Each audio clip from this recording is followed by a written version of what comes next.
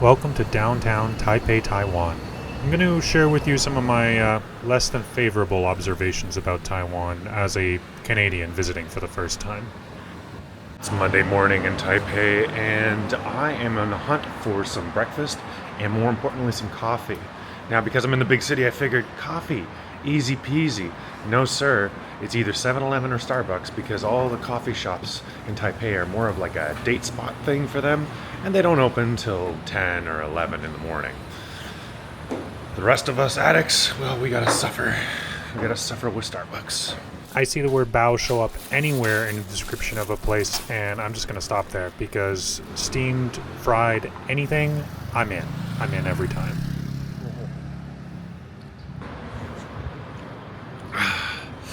There's a few things I've been wondering since I got to Taipei. Interesting things. First of all, why the security cameras everywhere? Like every post is just dripping in security cameras. So I did a little Googling, and according to Google, there was some high-profile thefts a few years back. And by a few years, I mean a couple decades, I think, now. And since then, now there's just cameras everywhere, and the police do their policing by camera. Which is a nightmare, but also a dream in a way, because, for instance, they don't chase speeders down. They just give them a ticket, and it gets mailed to you. You know, the cops roll around with their lights on here all the time, which is very disconcerting when they roll up behind you. But they're just there to announce their presence because they have no reason not to. Their eyes are in the sky all the time. So, it doesn't matter if you can see them or you cannot, they can see you. I guess. I don't know. It seems to be working. Taiwan is an incredibly safe country. I left this camera in a 7-Eleven for like an hour on a counter and came back to that 7-Eleven and it was still there. And maybe that's just anecdotal, I don't know, but it is kind of nice. Of course, being on the receiving end of that justice would be kind of awful. And yeah, I just don't know if it's standing up to the task of... We better watch what we say. Look, it's not just the cops who've got cameras everywhere, or the state, or some sort of... It's everywhere. I think it's a cultural thing. Like, everywhere I go, private businesses, private homes, people got cameras everywhere. And a lot of them look like rusted out sacks of junk, but I don't know which ones are working and which ones aren't. And so I feel like I'm constantly being watched. It's just a little shocking coming from Canada, where you're almost never being watched. And like Japan, there's also no public garbage cans anywhere, so you're just carrying this stuff for a while. But there's also no garbage anywhere unless you're down at the beach. Pretty much everything in the streets is hella clean around here. But there are some like other pollution things, like there's noise pollution, a ton of it because of the scooters.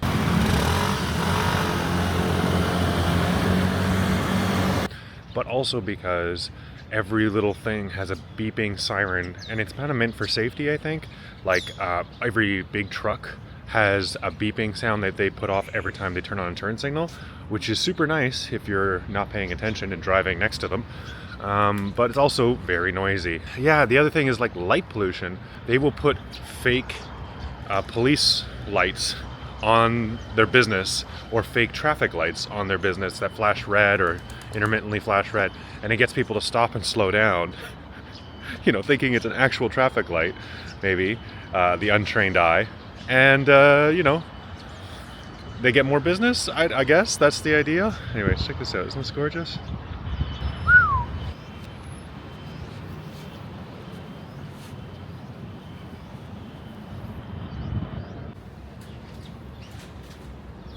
Also, air pollution. Air pollution is no joke down here. You guys saw in Kaohsiung a couple episodes ago, or last episode, and a couple episodes ago. That place is smoggy as there is a lot of heavy industry in this country, and it's concentrated in certain areas that just desecrate the air quality. So I understand why a lot of people have masks on here, for sure. And then, of course, the scooters. Not too many of them are two-stroke, but there still are quite a lot of two-strokes rolling around the road. So small engines, not that efficient. Two-stroke, even less. Yeah, the air's not great. But Taipei's pretty good. It's pretty good, pretty clean here. I mean, it's more of a tech, finance, and, you know, white-collar industries here. But the blue-collar guys, man, they got it rough down there. Anyway, it goes without saying, I am a stupid foreigner. traveling in this country for the first time. Been here for 5 days, so my takes are not worth much, but this is what I'm seeing as a Canadian coming over to Taipei, to Taiwan. And I overall absolutely love it here. I see why Mike is here half the year, and I think I might start joining him if my boat doesn't get somewhere tropical quick. I mean, apparently it's good to visit here year-round. It is stinking hot in the summer, but otherwise, I mean, lovely, lovely place to be. And I can't wait to be back. Already I'm missing it, and I'm still here.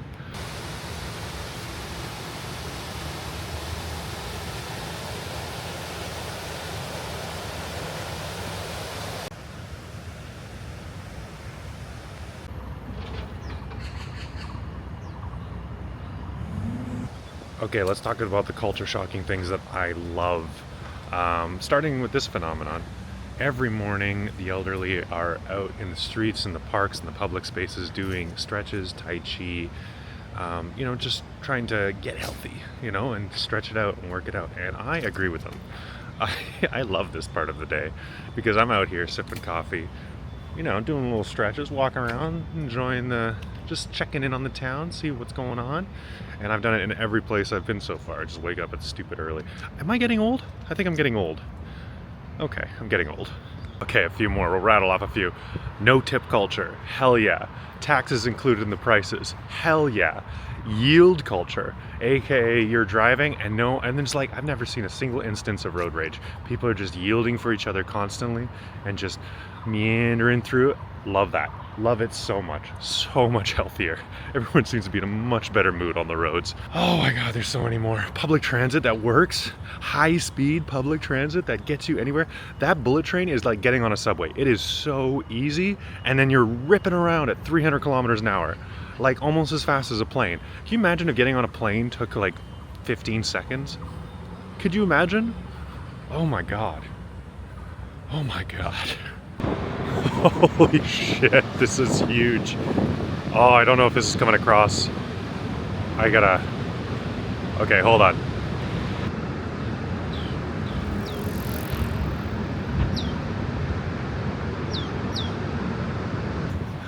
For scale, I am also huge. This is huger. So big. Well, welcome to the Chiang Kai-shek Memorial Park. They must have really liked this dude. Like, holy shit, this is huge.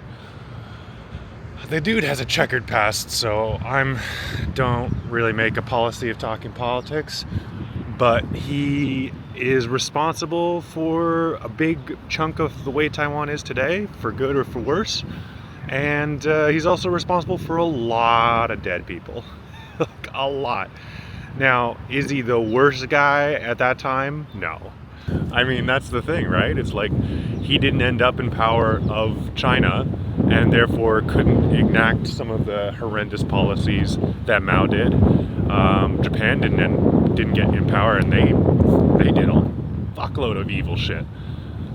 So, maybe empires are bad, I guess is my takeaway. But they sure do build big buildings. Guys, I feel like I've been walking towards this thing for like an hour, and it just keeps getting bigger. It just keeps getting bigger. What the fuck? God damn. There's a lot of steps on this thing. I don't know. I think the memorial maybe is a good testament to the man, because it's huge. It's overbearing. It's a huge chunk of the city given up to this, and Taiwanese are doing good, a lot better than they used to be, but I can't help but feel like all of this money could have gone to doing something else.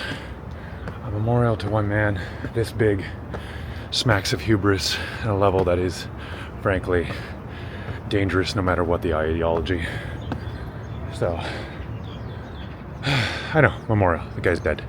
Okay, I don't think he built this, but oh, fuck. Maybe just better to go lower to the ground upstairs. Something else. Guys, look at this. This is the first public garbage can I've seen in Taipei. Hell yeah. Right on the Chiang Kai-shek Memorial. I'm just not a big lover of, one man, giant building. Speaks of his greatest building, biggest building. Wow, such a great building. Wow, so good. I saw the bill and said, wow, this Chiang Kai-shek guy, good guy. That's what I said, good guy. Killed a few million people, good guy. You know what I mean? Sounds like that. Okay, I'll get off my soapbox and off the memorial. Basically, I don't know. Look, if you're a great man and you've done all these great things, such great things, then maybe, build some transit stations, hospitals, clinics, affordable housing, a national park. If you put my name on a turnpike, I will come back from the dead and get you. But otherwise, something good for the people, something for generations, something that'll make the place suck a little less. I mean, it's a nice park. There's that. And it's free to be here, which is also nice.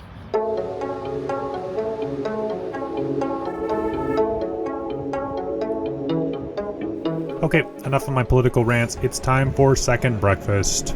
We're going to hit up a local spot that specializes in a different take on the scallion pancake. This time it's got the egg, it's got the pancake, it's got the scallions, but it's also got this dried pork that is kind of flaky and so good, so savory. It showed up in a bunch of other dishes. It's one of my favorites.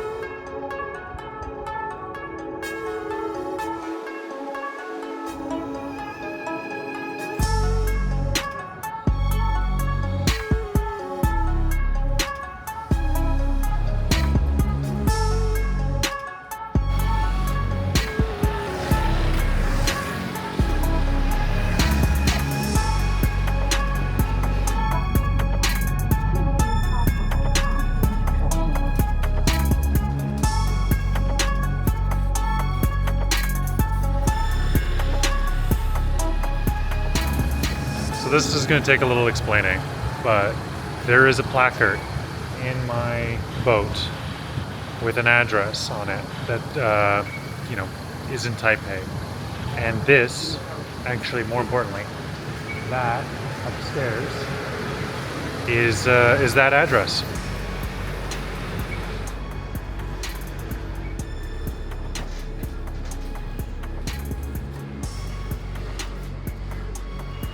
There's an address stamped in the hull of the boat when you come in, and I am now at that address, in that building, in the right spot.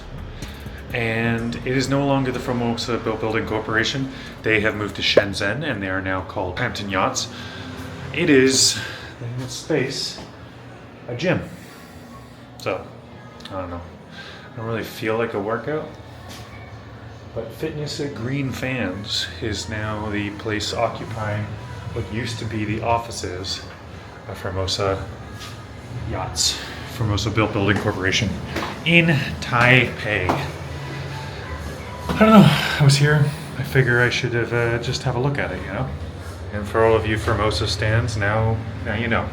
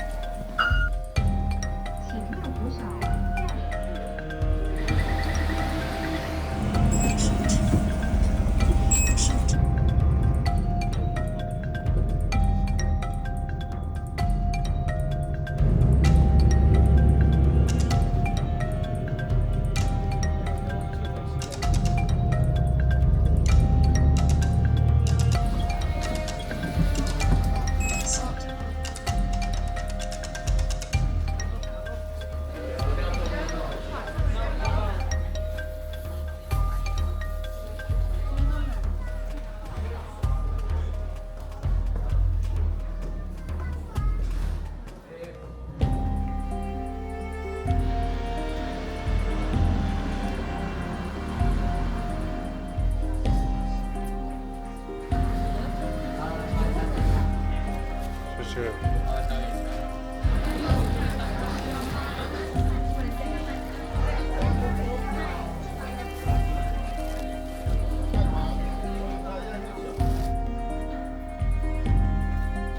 Welcome to the super touristy town of Jiufen.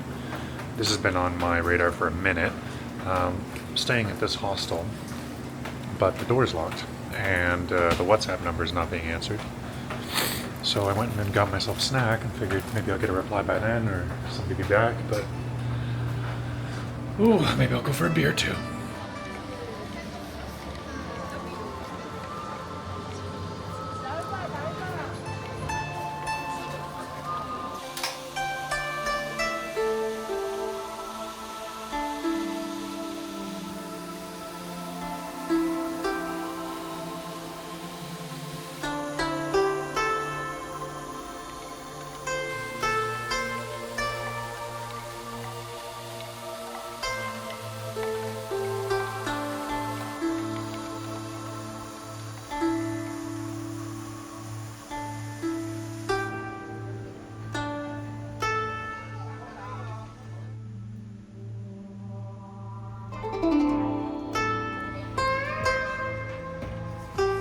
So yeah, I think you'll agree Jiufen is gorgeous, but what it's really about is the street food. The old street has hundreds of vendors. This one's selling Dao Chang Bao Zhao Chang, which is a sausage in a sausage. The smaller sausage being a Vietnamese sweet red sausage, but the larger sausage is glutinous rice sausage. You gotta squeeze the bottom and it rises up to meet you. I'll let you fill in the blanks there. Good news, my hostel finally answered the phone and I was able to ditch my bag, but there's no heat in the hostel and I am freezing. So here I am freezing on the porch, enjoying some jiaolongbao or pork soup dumplings in some hot sauce to just please warm me up. They're warm, my stomach is warm, but I am still freezing. So we're gonna wander around a little bit further and see if we can find a place to warm up.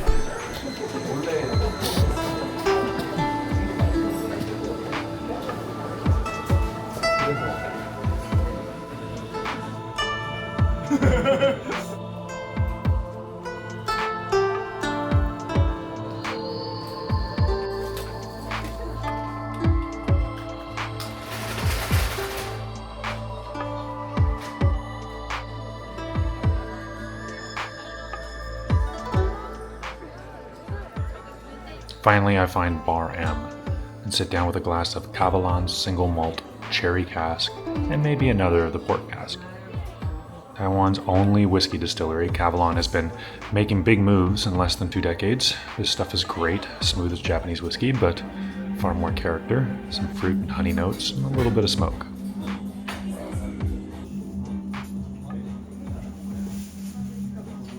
So yeah, Taiwan. It's been invaded by almost everyone. Decades of American-supported military dictatorship, and after the end of the Cold War, the KMT, without the Red Scare to leverage, had to relax its dictatorship. Half a century of authoritarianism has left a skewed version of history in its wake. Democracy and sovereignty are delicate things on this tiny island, next to an empire. But I have no doubt the Taiwanese will rise to the task. Their typical big brave swings and open friendly nature, they can achieve a lot and look forward to being back here in this beautiful country soon.